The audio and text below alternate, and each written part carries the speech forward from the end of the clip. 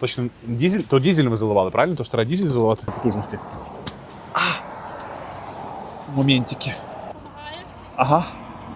Тепер больно від того, що холодно. Це цікаво, як галяретка. А як розблокувати? Типу я зараз взагалі цим не можу користуватися. От ми навіть не можемо зняти екран, тому що яскравість екрану, ну, типу, в сонячний день, вона дійсно трішки слабувата. Якщо електрокар, то електра.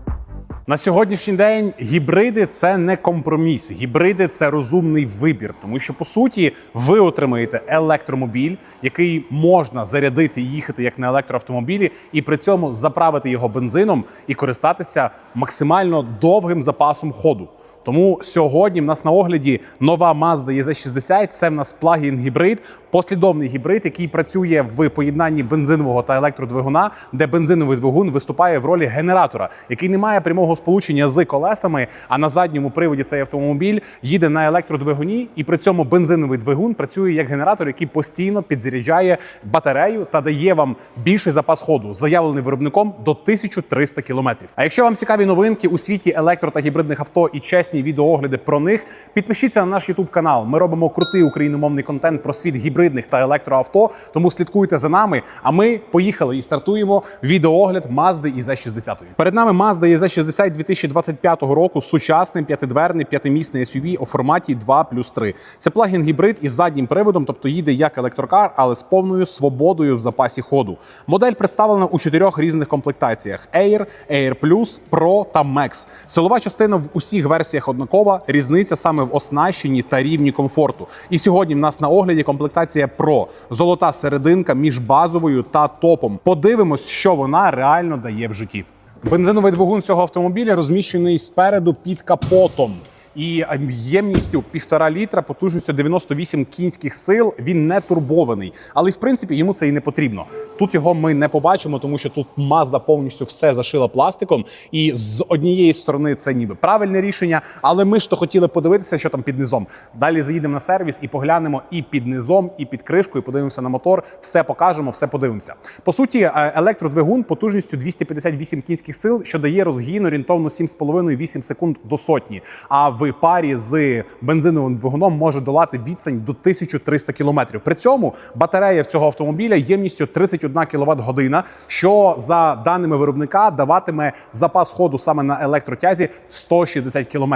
З реальних відгуків споживання середнє цього автомобіля на електротязі десь орієнтовно 16 кВт. Тому я більш ніж впевнений, що цей автомобіль подолає свої заявлені 160 км на електробатареї. Тут у нас 95-й бензин, заливається просто сюди у бак, до речі, який ємністю 60 літрів. Це досить немаленький бак, насправді, для такого гібридного автомобіля. При цьому, щодо споживання, в змішаному циклі споживання складатиме заявленим виробником десь орієнтовно 2,7 літра на 100 кілометрів, але в реальності, за відгуками користувачів, в гібридній версії цей автомобіль споживатиме десь орієнтовно 3,5 до 4 літрів пального на 100 кілометрів. І це дуже хороші показники. А ось якщо їхати на більш такому, скажімо, використанні бензинового двигуна, коли він буде активніше працювати, то споживання пального може сягнути навіть 6 літрів. Mazda EZ60 виглядає дуже сучасно. Чисті лінії, витягнутий силует, чистий японець. Вузька світлодіодна оптика спереду і широка світлова лінія позаду. Авто виглядає динамічно, але без зайвої агресії. Такий баланс між стриманістю і характером. Це великий SUV, і це видно одразу. Довжина Mazda EZ60 4 метри 85 сантиметрів. Це дійсно величезний автомобіль за своїми габаритами. Ширина 1,93 м. По суті, це як Volkswagen ID6.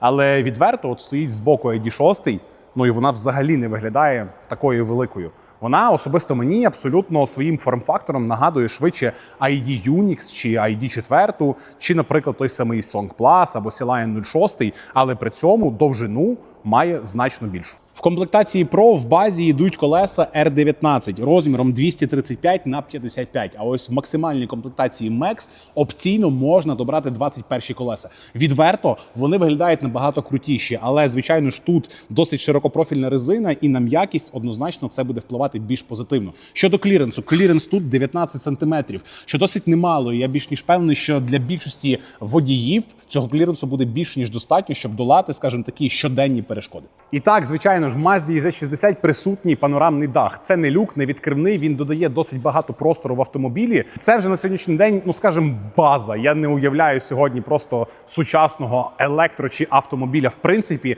без панорамного даху. До речі, щодо кольорів, це білий колір, але окрім цього є ще доступно багато різних цікавих кольорів. Звичайно ж, є фірмовий червоний колір Mazda, і усі ці кольори та усю інформацію про цей гібридний автомобіль ви можете подивитися на нашому сайті в розділі «Гібриди». Там є вся інформація про цей автомобіль, усі кольорові гами, салони, характеристики, комплектації. Я думаю, там вам буде комфортно знайомитися більш детально з Mazda EZ60. До речі, ви бачили, який ключик в Mazda? Подивіться, це такий прикольний стильний брелочок. Він без кнопок. Кнопки типу є приховані, відкриття та закриття автомобіля. По візуалу загалом цього автомобіля в мене насправді досить змішані відчуття. Я не скажу, що я там прямо якось кайфую від зовнішнього вигляду, в принципі, японських автомобілів. Вона мені реально дуже нагадує певними елементами ту саму Toyota BZ4X або BZ3X. Ось ці, скажімо, повітряні канали, які є вмонтовані позаду, і також попереду в капоті. Ну, подивіться, ну це ж точно Mazda, точніше, це ж точно Toyota BZ4X. Ну і попереду в нас двохрівнева оптика. Вже теж, скажімо, мода сучасних автомобілів, дворівнева оптика. Зверху в нас суцільна LED-стрічка, це просто габаритні вогні, а внизу розміщується основне світло. Що попереду? Як ви скажете, подобається вам? Я щось... Ну, спереду досить непогано. Досить непогано. Цікавих фішок ще, звичайно, оцей надпис Mazda. Щоб ви ніколи не забували, якої марки ваш автомобіль. Ні, ну виглядає непогано, додає якоїсь акцентності. Цікаво, стильно і незвично. Так, по зарядним портам, оскільки це у нас гібридний автомобіль, звичайно, що є зарядні порти, машина з території Китаю, тому тут є повільний порт GBT-AC, і він йде однофазний, і швидкісний порт GBT-DC. Тобто ви зможете приїхати на швидкісну зарядочку і швидко підзарядити. В принципі, і так невелику батарею ємністю 31 кВт-година. Але це, звичайно ж, великий плюс, бо гібриди тільки з повільними зарядками вже минуле. Стосовно задньої частини автомобіля, тут в мене особисто якраз найбільше сумнівів про візуал. От задня частина мені прям взагалі не подобається. Надто різкий якийсь ухил цього вікна.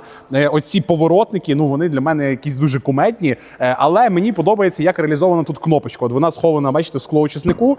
Багажник, до речі, досить немаленької ємності, 544 літри. І ось по чому, а по багажнику Mazda явно має свої переваги. Якщо я складу крісла, ємність збільшиться до 2000 літрів. І це нереально величезний багажник. При цьому всьому, подивіться, тут рівна підлога, тут нема оцієї глибокої ніші, і це набагато полегшує процес завантаження будь-чого сюди в багажник. Для мене великим мінусом є, звичайно, відсутність центральної ніші або центрального лючка для лиж. Я би хотів, щоб це було в автомобілі. Є додаткові гачки тут для кріплення вантажу, тобто можна скористатися якимись ремнями, щоб його закріпити. Не бачу в багажнику 12-вольтової розетки, її тут немає. І, звичайно ж, оскільки це задній привід, тут і немає додаткової ніші для зберігання будь-чого, хоча китайці все одно умудрилися запхати сюди, дивіться, будь ласка, в комплекті фірмовий, фірмага, подивіться, від Mazda. Це для того, що якщо проб'єте колесо, спеціальна пінка, і вона ось так тут в такій ніші спеціальній схована. Також значок аварійної зупинки, гак для транспортування і усе. І тут більше додаткових ніж немає. Але, до речі, що цікаво, я ще звернув увагу, що є вже в комплекті в нас шторка. Дякую вам, бо BYD забуло про те, що шторку треба вкласти в комплект. Це, як на мене, великий мінус. Ось, шторка присутня, вона досить адекватно фіксується, скажімо так. І ще з цікавої штуки, яку раніше я не бачив в інших авто, це легкий доступ до ось такого лючка, звідки механічно можна розблокувати в разі чогось багажник і його відкрити. Опа! А що по салону у нас? Сідаємо в Мазду. Так, сидіння відразу нас зустрічають. Підголівнички, до речі, досить непогані. Як бачите, вбудовані тут зразу є динаміки. Тут, до речі, в комплектації Pro динаміків не так багато, а от в максимальній комплектації Max 23 динаміка йде вже в комплектації. Це досить непогано. Щодо сидінь, вони максимально, в принципі, зручні і комфортні, чимось нагадують візуальну форму в Аватар 07.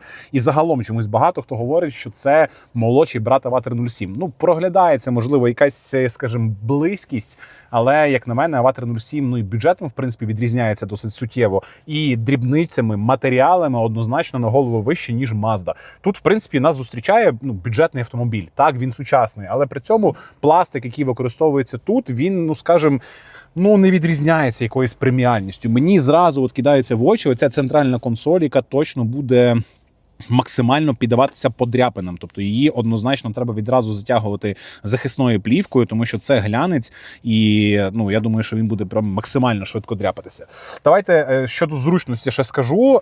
Однозначно мені не подобається, що настільки, скажімо, високі двері. Це досить дивно, тобто скло маленьке по своєму розміру. І по суті, як бачите, дверна карта закінчується приблизно на рівні мого плеча, при цьому, що сидіння піднято досить високе положення. Але зручність посадки приємна. Кидається в очі зразу цей величезний екран. Тут 26 дюймів, і це дійсно грандіозний екран. По суті, типу як в Xpeng G9, але по самій мультимедійній системі, по роботі системи, вона, скажімо так, бажає трішки кращого. Відверто, система, не те, що там тормозить, але працює, можливо, не настільки плавно, як, наприклад, в того самого сучасного BYD на їхніх останніх прошивках. Звичайно, що функціонал досить широкий. Тут можна робити будь-що, грати навіть ігри, які вже є встановлені відразу з заводу. І, звичайно, що тут можна встановлювати додатки. Зокрема, наприклад, бачите, Waze тут вже стоїть, поставлений безпосередньо на цей автомобіль. Українська мова, до речі, скоро, можливо, з'явиться на нашому електросервісі, але зараз тут вже стоїть англійська мова в даному автомобілі. І, звичайно ж, тут немає центральної консолі водія. Тут це реалізовано завдяки тому, що є величезний HUD-дисплей. Кнопки на кермі механічні, вони натискаються. Окей, є голосовий помічник китайською мовою. Кермо, до речі, виконано зі шкіри, а от сидіння повністю виконані з екошкіри. Досить великий центральний підлокітник, ось така консоль, такий тунель центральний. Він не є суперглибокий, комфортний. Тут додаткова ніша для якихось дрібних, скажімо, деталюшок, які можна сюди покласти, там ключі, чи гроші поставити, чи карточки будь-які. Так, і тут, звичайно ж, є в нас бездротова зарядка для телефону, і ще ось такий додатковий, ось така ніша. Бачите, ось так вона ховається. Це підстаканнички. Оця кришечка виїзна, ніби прикольно, але сумнівно, як на мене. Не знаю, що скажете, напишіть про цю кришечку, щось скажіть свої враження, поділіться думками. Верх в нас виконаний, як бачите, з білого матеріалу, це звичайна тканина, і, до речі, в максимальній комплектації може бути вже опційний салон фіолетовий, який присутній лише в комплектації Max. Такий салон доступний лише в комплектації Pro. До речі, цей екран, він дійсно величезний, так? По суті, він нібито розділений на дві частини, тому що окремо в нас йде частина пасажирська і окремо у нас іде частина водія. Бачите, він візуально розділений, хоча реально це суцільний екран. І, до речі, на ньому можна включати фільми через флешку. Ви підключаєте флешку, і фільми можна запускати майже на весь екран. Це досить непогано. Давайте поклацаємо по мультимедії, коротко вам покажу, що воно вміє. Звичайно, в нас є шторка з швидким доступом до певних функцій, які можна собі налаштовувати, ті функції, які ви хотіли би сюди додати. Ліворуч у нас на мультимедійному екрані розміщений повністю інформація, яка і дублюється на проєкційному дисплеї. Тобто це інформація про швидкість, про використання потужності, також про запас ходу на електробатареї та запас ходу на бензиновому двигуні. Звичайно ж, тут в нас є доступ до швидких функцій автомобіля. Наприклад, звідси можна закрити або відкрити панорамний дах, тобто шторку панорами. Звідси можна розблокувати, наприклад, лючок, де заливається бензин, або ж відкрити той самий багажник. Щодо комфортних функцій, тут є швидкий доступ до підігріву сидінь. Так, але, до речі, тут, дивіться, можна це змінювати, можна регулювати, тобто швидкий доступ звідси теж додавати те, що би ви хотіли, тобто під себе повністю налаштовувати. Є також шторка з додатковими опціями, які би теж можна було собі налаштувати і змінити те, що вам було би зручно, наприклад, додати швидкий доступ до складання дзеркал, або додати швидкий доступ до налаштування Ambient Light. Давайте ще перейдемо в менюшку, подивимося, що в меню цікавого є. Тут, звичайно, в нас є файловий менеджер, те, про що я говорив. Тобто ви можете без проблем приєднати флешку і користуватися цим екраном для перегляду, наприклад, фільмів або прослуховування музики. В цьому автомобілі вже встановлений YouTube, Waze навігація і, звичайно, клавіатура Gboard з українською мовою, що, в принципі, дає можливість користуватися навігацією в межах України. Ну і, звичайно ж, давайте перейдемо в налаштування автомобіля, подивимося, що тут, тому що тут є цікава фішка, що цей автомобіль може використовуватися у 3 різних режимах, тобто інтелектуальний режим, де машина сама визначає сполучення, скажімо, кількості бензинового двигуна та електробатареї, можна їхати на чисто електричному, на чистій електриці, і можна їхати на гібридній, тоді використання бензину буде трішки збільшено. Тут в нас, звичайно ж, є присутній адаптивний круїз-контроль, який отримує полосу та дистанцію до переднього автомобіля. Щодо налаштувань зовнішніх функцій, тут можна, звичайно ж, налаштувати усі функції центрального замка, ну і по Ambient Light можна змінювати кольори, так само і зовні можна змінювати висоту фар, і також вмикати та вимикати додаткові підсвітки, наприклад, підсвітку того самого значка. Щодо режиму енергії, тобто тут ми подивимося на середнє споживання по версії CLTC або VLTC, можемо собі це перемикати. Як бачимо, відразу запас ходу зменшується, по версії CLTC він, звичайно, буде більшим, по версії VLTC або WLTC це реалістичніший запас ходу. Так, по кліматизації ще тут є, звичайно, що очисник повітря, в принципі, теж сьогодні вже це база в будь-якому автомобілі, тут окремо керування сидіннями, як бачимо, передні сидіння в нас ідуть з вентиляцією, в 3 різних режимах, так, і з підігрівом. Задні сидіння без підігріву та без вентиляції. Може собі окремо запустити пасажир, наприклад, там, не знаю, карти. От, і бачите, наприклад, карти окремо тільки на своїй частині, а водій бачить ту інформацію, яку йому потрібно. Або, наприклад, давайте ще, що тут ще, наприклад, є, ну, той самий YouTube. От, він, наприклад, може запустити собі YouTube, окремо дивитися YouTube, на цій частині екрану, а водій собі, відповідно, дивиться на ті функції, які йому потрібно, наприклад, там на швидкість або керує якимись функціями авто з екрану. Або, наприклад, тою самою кліматизацією. От отак воно буде розділено. Отак. Будь ласка. В дисплеї, до речі, можна змінювати по яскравості, логічно, але що, до речі, зразу кидається в очі, що яскравості, як на мене, тут трішки недостатньо. Тобто екран постійно блікує, так сказати, він досить глянцевий, і хотілося б, можливо, щоб Mazda використала більш сучасну матрицю цього екрану, щоб можна було більш чітко бачити зображення при яскравому освітленні. Причому, що у нас тут вже поставлений нічний режим, тобто темний екран, максимальна яскравість поставлена, навіть коли я вставлю, наприклад, білу тему екрану, як бачите, Daytime, так, ніби стає яскравіше, але при цьому все одно бліки присутні, і в деяких моментах цей екран швидше нагадує дзеркало. Це теж є мінусом в даному автомобілі, однозначно, над цим Mazda. Зараз нормально виглядає, так? Ну, це зараз нормально виглядає, бо ми в приміщенні. Коли ми виїдемо назовні, побачите, як це ненормально виглядає. Кермо досить, насправді, по формі зручне, але мені дивно, що воно отак робить, дивіться.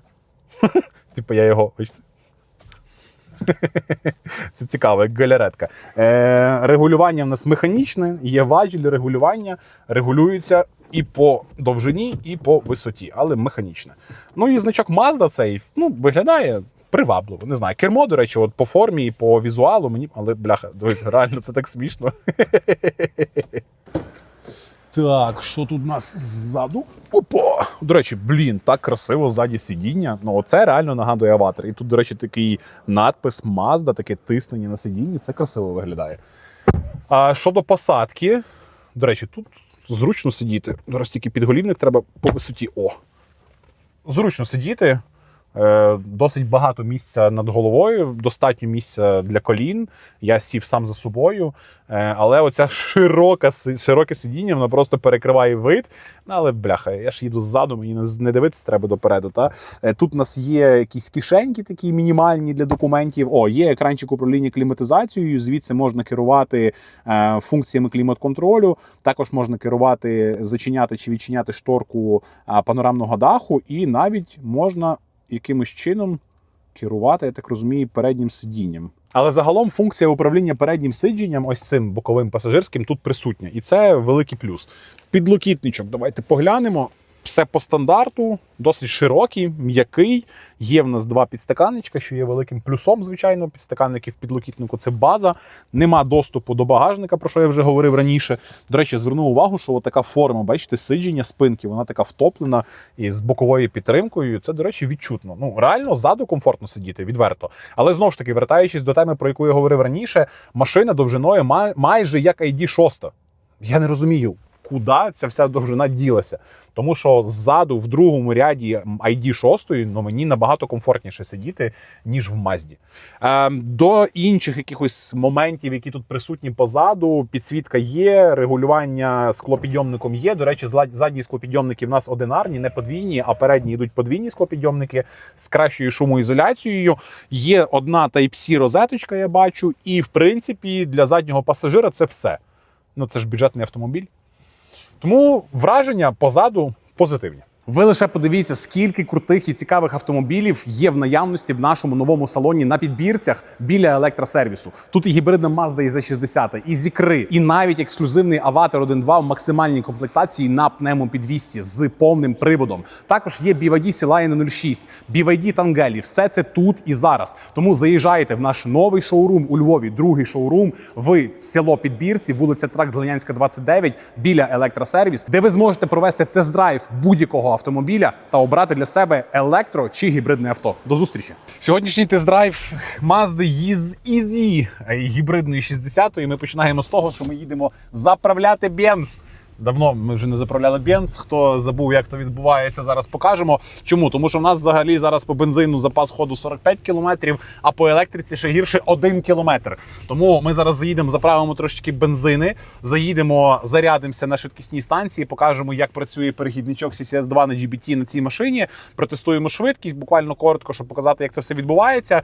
Ну і, звичайно, щоб протестувати взагалі, як ж працює система інтелектуального розподілення енергії, тому що тут є 3 різних режими. Так, інтелектуальний, чисто електрорежим і гібридний режим. В інтелектуальному режимі, по суті, в нас буде найкраще співвідношення витрат електрики та бензину. А в гібридному режимі, звичайно ж, у нас буде, в електричному режимі взагалі не буде працювати ось цей бензиновий двигун 1,5-літровий, який працює в ролі генератора. Тобто це буде машина їхати суто на електриці. І в гібридному режимі буде більше використовуватися потужність бензинового двигуна для ще більш ефективного заряджання батареї, а відповідно буде більше споживання пального. Взагалі, по даних характеристиках автомобіля в гібридному режимі вона буде споживати в середньому 6,5 літрів. Я, звичайно ж, розумію, що це саме в міських умовах, тому що в трасі, напевно, споживання все ж таки буде вищим. А в інтелектуальному режимі споживання в реальних умовах вже за відгуками власників автомобіля 3,5-3,8 літра на 100 кілометрів. А щодо чисто електроспоживання, то в електрорежимі, коли машина їде чисто на батареї, вона споживає орієнтовно 16-17 кВт. І це дуже класна цифра, тому що прогнозований запас ходу на цьому автомобілі на електриці складає 160-200 км. І якщо ми реально зможемо досягнути там показника в 15-16 кВт, це означає, що це авто зможе подолати на чистій електриці 200 км. Ну, зараз подивимося, після заправки скинемо всі показники, після зарядки скинемо теж показники і подивимося, які ж середні значення покаже нам цей автомобіль. Поїхали. Гроші заплачені. Процес іде. У мене 500 гривень заправляємося. Це вийде десь приблизно 8 літрів. 95-й. Точно дізель? То дізель ми заливали, правильно? То ж треба дізель заливати. Жартую, бензин. 7,8 літра. Ну, тобто, то ж 7-8 літра, це дуже мало. Тобто, по суті, вона би мала на цьому з зарядженою батарейкою проїхати 200 кілометрів. Подивимося. Поїхали. Зараз зарядимося. Опа. Так. А ви що, досі не підписані на наш телеграм-канал? Камон, ви що? Наш телеграм-канал – це місце про світ електро та гібридних автомобілів, де ми ділимося усіма новинками. Ми розповідаємо всі нюанси про електро та гібридні авто, а також виставляємо класні пропозиції, якщо раптом ви би хотіли придбати для себе нове гібридне чи електроавтомобіль. Тому обов'язково приєднуйтесь, підписуйтесь на наш телеграм-канал за QR-кодом. І що ще цікавого, що усі підписники нашого телеграм-каналу отримують швидкий доступ до усіх нових відео на нашому Ютубі. Тому зустрінемося там. Йдемо в поворотик. Мій улюблений, до речі, поворот у Львові. Прям дуже люблю тут тестувати машини, тому що він довгий, затяжний. Ну, цікаво просто по керованості, як вона в відчуттях.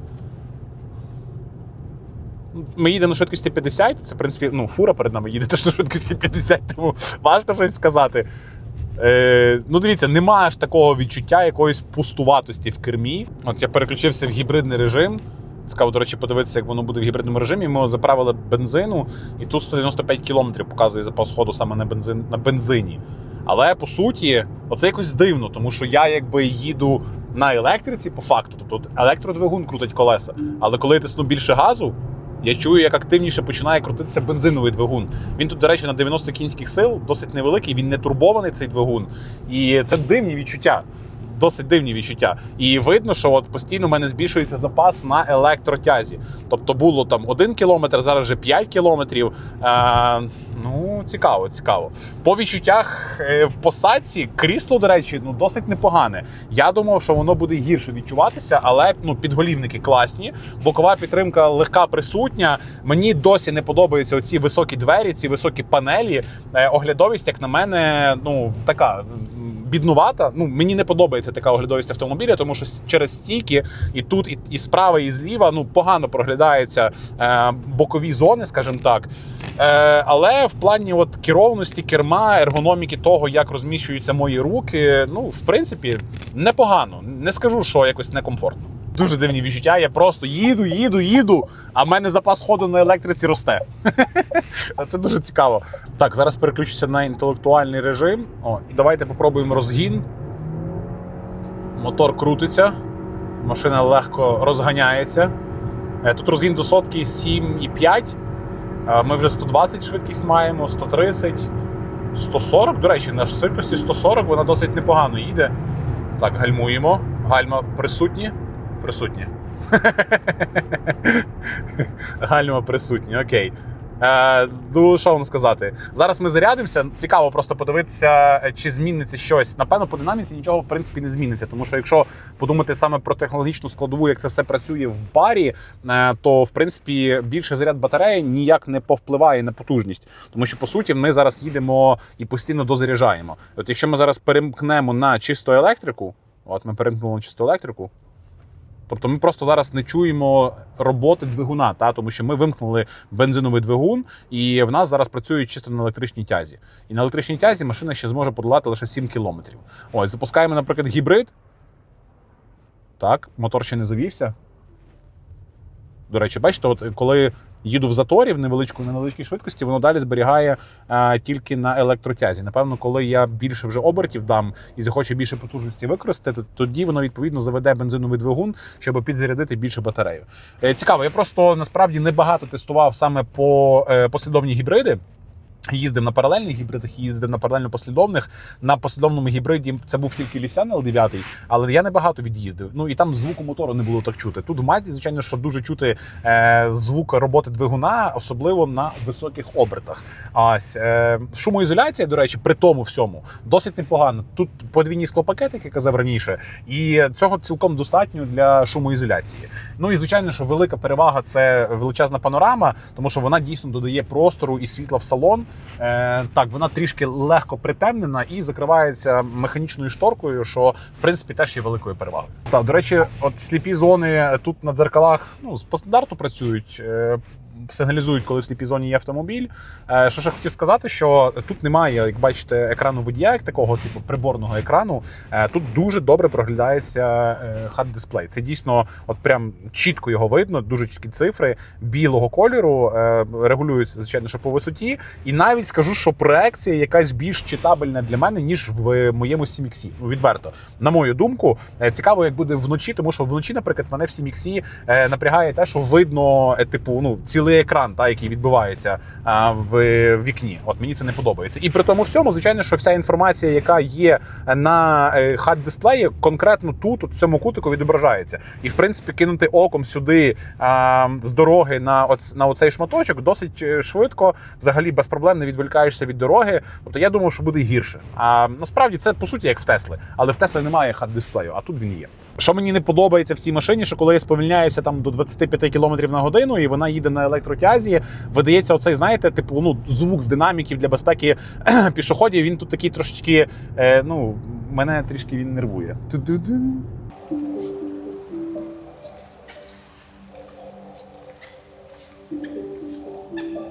І його чути, типа я його прям добре чую.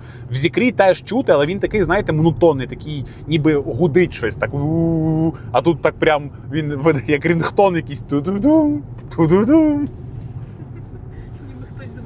Ніби хтось дзвонить, такий, алло, хто? У мене зразу такі ностальгічні спогади, я от їду цією дорогою об'їзною в сторону Києва, і зразу згадується, як я їхав, наприклад, крайній раз на Зікрі CMXC зі Львова до Києва, мега швидко, старався доїхати за 5 годин, а назад вертався на одній зарядці на CMXC. До речі, якщо ви ще не бачили цього відеовлогу, рекомендую подивитися на нашому YouTube-каналі. Дійсно крутий відос, ось тут буде посилання. Переходьте, дивіться, коментуйте, тому що незабаром буде ще одна поїздочка на ще одній дуже цікавій машинці. До речі, не знаю, чи це момент саме цієї машини, але тут дуже брудниться вітрове скло. Жартую, та ні, це просто сьогодні дощ падає. До речі, як бачите, омивачка отак пшикає, не сопло не вбудовані в самі щітки, як це в CMXC. До речі, зацінився в CMXC, тут просто пшикає на саме вітрове скло. Щітки нормальні, в цьому плані все окей. Я собі їду і думаю, от що мені нагадує ця машина по відчуттях. От по відчуттях в водінні, ну, загалом в кермі, в посадці. Мені, напевно, вона наближена до Honda NP2. Вона мені, напевно, наближена до Toyota BZ4X або BZ3X. Тут точно немає відчуття BYD, бо в BYD це все якесь таке м'якше. Тут точно немає відчуття CMX, тому що в CMX так все більш просторо. От в плані матеріалів, в плані оглядовості, в плані посадки, керованості, от вона мені дійсно нагадує Honda чи Toyota. Я думаю, що це нормально, правда, коли японець нагадує японця, ну десь так воно мало би бути в теорії. Хоча ви знаєте, що цей автомобіль, так, це Mazda, але випускається він на заводі в Китаї, але тим не менше це все одно японський автомобіль за своєю технологією, за своєю філософією, він залишається японським. Так що протестую роботу інтелектуального круїз-контролю, от він включений EACC, 2 рази ручка вниз. Так, додамо швидкості. Але де швидкість відображається, поки що не бачу, яку ми встановлюємо. Ага, ось тут відображається 85, будь ласка. Хочеш, щоб я тримав руками? Тримаю. Ніхао. Що? Я перепрошую, не знаю китайську. Так, що тут далі? Можна регулювати відстань до автомобіля. Окей, ставимо на 1, тобто найкоротшу відстань зараз ставимо, подивимося. Це вся інформація теж відображається в нас на дисплеї. Ага, і бачу теж на HUD-дисплеї показує і швидкість, яку я встановив. 90, от, наприклад, 105. І давайте подивимося, наскільки довго вона проїде без керма. Тобто, якщо я не тримаю руки на кермі, чи вона отримує полосу, чи вона швидко захоче, щоб я поклав руки на кермо. Не хочу. Будь ласка. Автопілот у ділі. Можна відпочити. Ну, будь ласка, ну вона їде. Розганяється, все, от набір висоти, ну, типу підйом. Ми вже їдемо на швидкості 100. Вона тримає полосу, вона тримає дистанцію. Вона не просить мене взяти кермо. Трошки страшно. Все нормально, якщо в мене реакція, як в кобри, все добре, не переймайся. Я все тримаю під контролем. Тобто зменшує швидкість, ну, непогано. І підкермовує, бачиш? Тобто вона кермом, типу, тримає полосу, ось, будь ласка. Ну, слухайте, ну, робота інтелектуального круїз-контролю, типу, досить непогано реалізована, мені подобається. Чітко працює, наразі чітко все окей, зараз буде більш затяжний поворот, але мене трішки хвилює те, що вона досі не попросила мене взяти кермо. Це дивно. Це дійсно дивно. Так, зараз буде звуження поліс, дивимося, що вона буде робити. Все окей. Дивіться, вона впоралась. Нема ніяких траблів, абсолютно. Як вам? Що скажете? Mazda? Японія? Приїдемо зараз лежачий. Ну. О! Нормально підкинула. Це, до речі, комплектація у нас перетопова, і тут немає DCC-шки, тому що в топовій комплектації є DCC-підвізка, тобто регульованої жорсткості, як це, наприклад, реалізовано в Unix повнопривідному. От в Mazda максимальній комплектації теж вона присутня. Тут перетопова версія, відповідно, тут цього немає. І підвізка на лежачому, ну особливо задня частина, така досить була жорстковата. Ну що, тестуємо зараз зарядочку. У нас тут CCS 2. О, тут і GBT-шка є. Добре, ну знаю, що в разі чогось ми GBT-шкою зможемо дозарядитися, але зараз протестуємо CCS 2 перехідничок. Це в нас 300 амперний. В нас, до речі, вони є в наявності ще декілька таких перехідників. Зараз подивимося, як воно буде з ним функціонувати. І чи буде працювати, чи не буде. Ось в чому питання сьогодні полягає. Спочатку вставляємо, є. Далі вмикаємо. Вимкнули. Далі відкриваємо. Відкрили. Ще раз відкриваємо, відкрили. Там водичка попала. І тепер ось так. Таку пушку таку серйозну. Ось так. Оба! Є. Відкриваємо додаток. CCS 2. Почати зарядку. Зарядка розпочалася, пише. Підключено, пише. Інтересно. До речі, ну це от перехідники, це прям дуже класна тема, тому що якщо ви кудись подорожуєте, навіть по Україні, в принципі, по Україні питання з GBT-шками, як на мене, повністю закрито. Звичайно, CCS-ок більше, ніж GBT-шок, при тому ще. Але в Європі, наприклад, GBT-шок взагалі нема. Тому цей перехідник – це єдина, в принципі, можливість нормально подорожувати Європою. Перехідники, до речі, ми всі протестували, вони дуже класно функціонують. На Зікрі в Польщі, щоб ви зрозуміли, 300 амперний перехідник видає потужність до 230 кВт. Так, подивимося, що тут. Пішла зарядочка, зараз показує потужність 37,8 кВт. Подивимося, що показує автомобіль, ну це на самій станції. А тут у нас машинка, що показує, опа, DC Charging.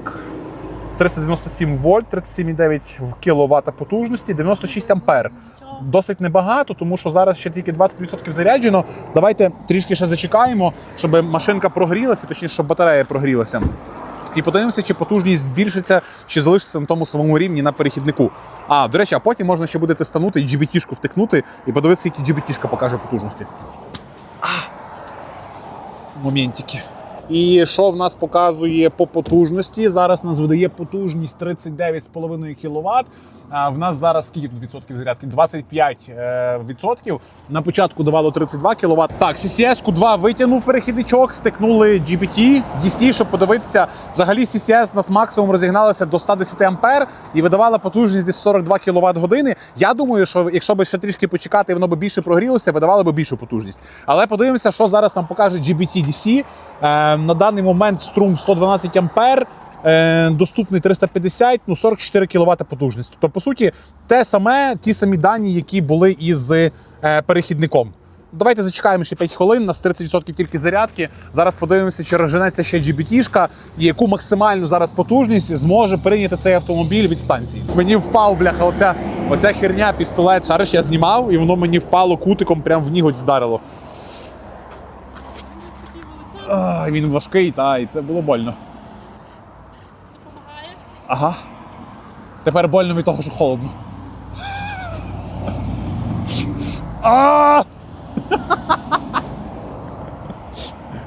Охолоджений палець. Лайк! Поставте, будь ласка, цьому відео. Дякую. Ми стараємося. Ми навіть не можемо зняти екран, тому що яскравість екрану, в сонячний день, вона дійсно трішки слабувата, відверто скажу. Тобто відбувається від екрану, ніби видно, але от він досить такий блискучий, цей екран. І навіть камера нормально не сприймає, що на ньому видно. Це точно мінус Mazda. Display Mode, Automatic Nighttime. І що міняє? І тепер він чорний. І що, краще видно? Так. О, ну все, супер. Ми вже захейтили Mazda, але воно все одно відбувається. Все одно так. Я все одно бачу, прям все відображення себе як в дзеркалі бачу. Тому Така собі історія. Зарядочка вже 40% батареї має. Зараз автомобіль має 40% ємності.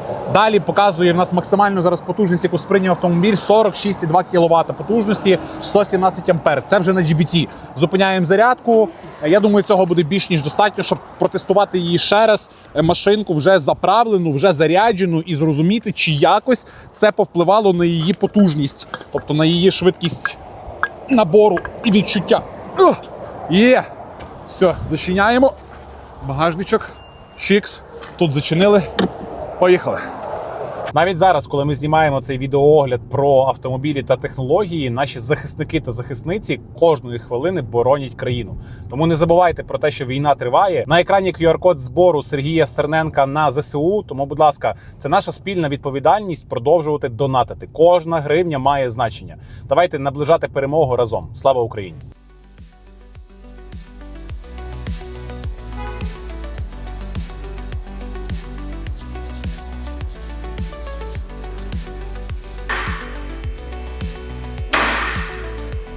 Що, підняли машинку, зараз подивимося з-під низу, як це все виглядає, покажемо детальніше, знімемо зараз захист заднього двигуна, електродвигуна, знімемо захист переднього бензинового двигуна і подивимося детальніше зблизька, як там все побудовано. Так, ну що, підрозібрали трішки захисти, тут у нас попереду видно двигун, відповідно є окремо масляний фільтр, як бачите, двигун не з'єднаний з колесами ніякими півосями.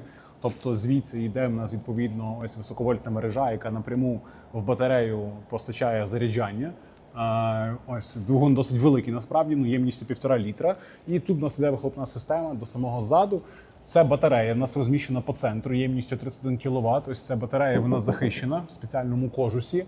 А далі позаду батареї у нас розміщений пластиковий бак ємністю 60 літрів. Тут у нас батарея завершується, ну, закінчується, і тут йде вже лінія до портів зарядки. Так, і позаду в нас тут багатоважільна підвізка незалежна. Як бачимо, досить цікаві такі важілі. Можу показати їх ближче. Тут йде піввісь, яка з'єднує відповідно вже електродвигун. Ось електродвигун, редуктор. Це в нас масляний фільтр редуктора заднього електродвигуна. І ось це відповідно все йде двигун з редуктором, який і крутить, по суті, колеса на задньому приводі. Ну, скажу так, досить цікаво виглядає саме задня підвізка, багатоважільна. Вона така багатокомпонована, бачите, багатокомпоновки, досить цікаві важелі. Ну і в принципі тут все досить зрозуміло. Та? Бензиновий двигун попереду у вигляді генератора, який постачає електрику на батарею. Позаду батареї відповідно бензобак, який теж захищений пластиковим захистом. Вихлопна система виходить сюди. Ну і відповідно тут у нас розміщений електродвигун з редуктором. Як і обіцяли, ми розпанахали цю машину, зняли кришку і бачимо двигун повністю зверху. Що ми тут бачимо? Тут 4 циліндри, є газорозподільчий механізм, є ланцюг всередині. Це досить важливо. Далі в нас тут досить нестандартного розміру і форми фільтр повітря. Бачимо, що тут 3 окремих контури охолодження і 3 окремі радіатори, які розміщуються попереду. Ну, загалом, в принципі, нічого такого нестандартного, але однозначно регламентовано треба буде робити заміну мастила, заміну свічок, це все треба буде обслуговувати. Цікаво, як буде себе ланцюг поводити. Ну і загалом цікаво, як цей двигун, генератор-двигун буде функціонувати і який його взагалі ресурс. Чи буде він, в принципі, викликати якісь питання, проблеми. Хоча навантаження на нього не таке вже і велике, по суті. Тому думаю, що питань з ним не буде. Зараз взагалі насправді несеться з Маздами EZ60. Вони прям якісь супер на слуху. Всі їх везуть, всі за них питаються. Я скажу так, гібриди, в принципі, на сьогоднішній момент це дійсно актуальна і цікава тема. При цьому послідовний гібрид, який реалізований тут, це теж, в принципі, ну, скажімо так, можливо, і правильніший вибір, ніж паралельний гібрид. Але мені більше подобається паралельно-послідовний, тобто супергібрид, як це, наприклад, реалізовано в BYD.